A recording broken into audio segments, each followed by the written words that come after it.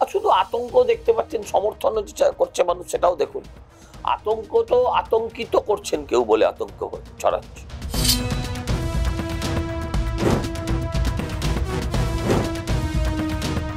হিন্দুদের ক্ষতি, হিন্দুদের বৃদ্ধি, আমি এর মধ্যে যেতেই চাই না। এর মধ্যে হিন্দু মুসলমান আমি দেখতেই চাই না। আমি ভারতবর্ষের লাভ দেখতে চাই। মমতা ব্যানার্জিকে সমর্থন করা মানেই পাড়ার তোলাবাজগুলোকে সমর্থন দেওয়া। আমার মনে হয় না কোনো ভদ্রলোকের সন্তান সেটা দেবে।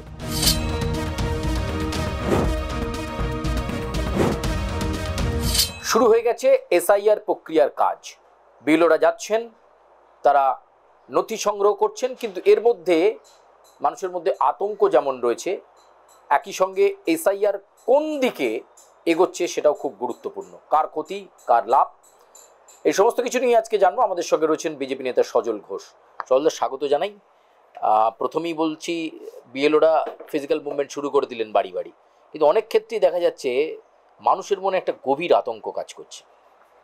আর শুধু আতঙ্ক দেখতে পাচ্ছেন, সমর্থন করছে মানুষ, সেটাও দেখুন। আতঙ্ক তো আতঙ্কিত করছেন কেউ বলে আতঙ্ক ছড়াচ্ছে।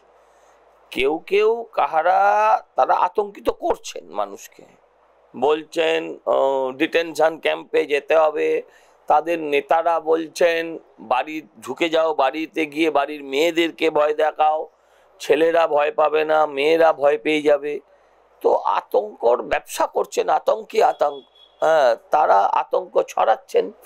ভারতবর্ষের আরও তো বহু জায়গায় এসআইআর হবে। ভারতবর্ষে এটা প্রথমবার হচ্ছে না। যদি এর আগের বার কাউকে দেশ থেকে না বার করে দিয়ে থাকে, এবারও দেবে না। এবার এই আতঙ্ক যদি কেউ ইচ্ছাকৃতভাবে ছড়ায়, তো আপনারা তাকে ধরুন, আমাকে ধরে কি করবেন? এসআইআর এর প্রতি জনসমর্থনটাও মানুষের দেখুন। মমতা ব্যানার্জির মিছিলটা দেখবেন না, ওরা তো বলছে এস কি আইআর হবে, এস হবে। হ্যাঁ, তারপর বলছে বেড়াতে এসছি, আনন্দ করতে এসছি। আর মমতা ব্যানার্জি জোড়াসাঁকো ঠাকুর বাড়িতে দাঁড়িয়ে আম্বেদকর মূর্তির নিচে দাঁড়িয়ে যদি হিন্দিতে বলতেন বুঝতাম যে আম্বেদকর সাহেব বাংলা বোঝেন না। জোড়াসাঁকো ঠাকুর বাড়ির নিচে দাঁড়িয়ে হিন্দিতে কি বললেন, কেন বললেন? তার মানে কারা শুনতে এসেছিল আপনি বুঝতেই পেরেছেন। ওপর থেকে ছবি দেখাবেন, টপ শট, এরিয়াল শট যদি করেন, ড্রোন থেকে নেন, আপনার পুরোই মনে হবে যে আপনি বাংলাদেশের কোনো মিটিংয়ের ছবি।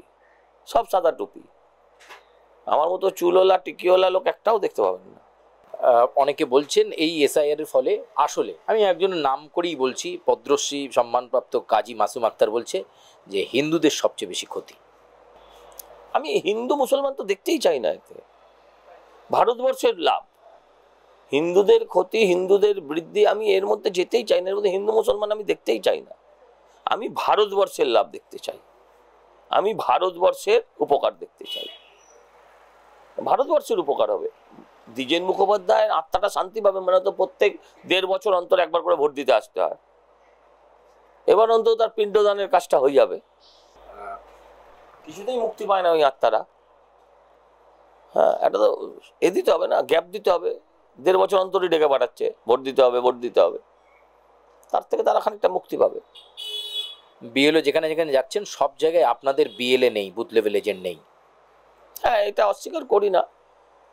আর ভয় আছে, আতঙ্ক আছে, থ্রেটনিং আছে, নিরাপত্তাহীনতা আছে, আমরা সাংগঠনিকভাবে দুর্বলতা আছে। এটা তো অস্বীকার করার জায়গা কোথায়? আর এটা তো সবারই ছিল। সরকারে ক্ষমতায় আসার আগে 77 সালে যখন সিপিএম ক্ষমতায় আসে, 30% বুথের এজেন্ট দিতে পারিনি সর্বসাকুল্যে। 2011 সালে মমতাদি যখন ক্ষমতায় আসেন, যদি এত ক্ষমতা থাকতো তাহলে যে কংগ্রেস তরমুজ, যে কংগ্রেস সিপিএম এর বি টিম, সেই কংগ্রেসের হাত ধরতে হতো না। এসইউসিআইয়ের মতন একটা প্রান্তিক বলাটাও ভুল, একটা গলির দলকে তার সঙ্গে সমঝোতা করতে হতো না। আপনার সমঝোতা করতে হতো না ওই কিষাণজিদের সাথে, নকশালদের সাথে সমঝোতা করতে হতো না। এর বড় জগা খিচুড়ি কেন বানিয়েছিলেন? কারণ ওনার ক্ষমতা ছিল না, ওনার ক্ষমতা ছিল না। তো এটা তো যুগে যুগে এসছে। আমরা কারোর সাথে সমঝোতা করিনি, আমরা আমাদের ক্ষমতায় আছি। তাই ফলে অনেক জায়গায় দুর্বলতা আছে, কিন্তু মানুষ আছে, মানুষ আছে, এটা নিয়ে কোনো প্রশ্ন নেই। ভূত বা ভুয়ো ভোটার পালানো কি শুরু করে দিয়েছে বলে মনে হচ্ছে? হ্যাঁ, আমি তো দেখলাম গুলশান কলোনিতে লোকে ফুটবল খেলছে। হ্যাঁ, আপনারা যান না, সীমান্তে যান,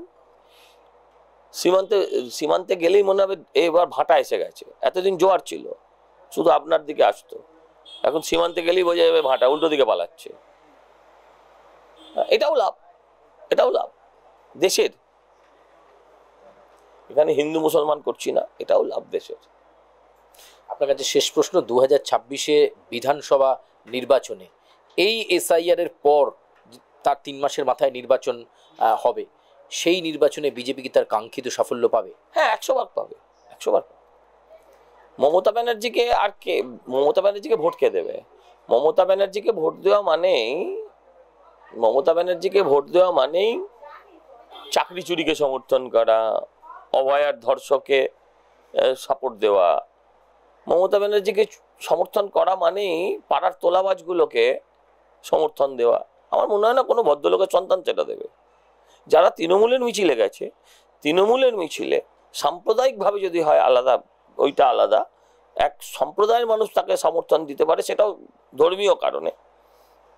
যদি আপনি তার বাইরে দেখেন, তৃণমূলের মিছিলে গেলেও ওখানেও মমতা ব্যানার্জি প্রশ্নের মুখে পড়ে যাবেন। যদি তৃণমূলের মিছিলে যদি গতকাল ব্যালট বাক্সে গোপন ব্যালটে ভোট হতো, আর সেই ভোটে যদি ওরা রিগিং না করতো, তাহলে মমতা ব্যানার্জি প্রশ্নের মুখে পড়তেন। একেবারে আমরা কথা বলছিলাম সজল ঘোষের সঙ্গে, এবং তিনি যেটা জানাচ্ছেন যে এসআইআর তার নিয়ম মাফিক পথেই চলছে, আতঙ্কিত হওয়ার কোনো কারণ নেই। এটা একটা প্রসেস, এবং সেই প্রসেসের মধ্যে দিয়ে সবাইকে যেতে হবে।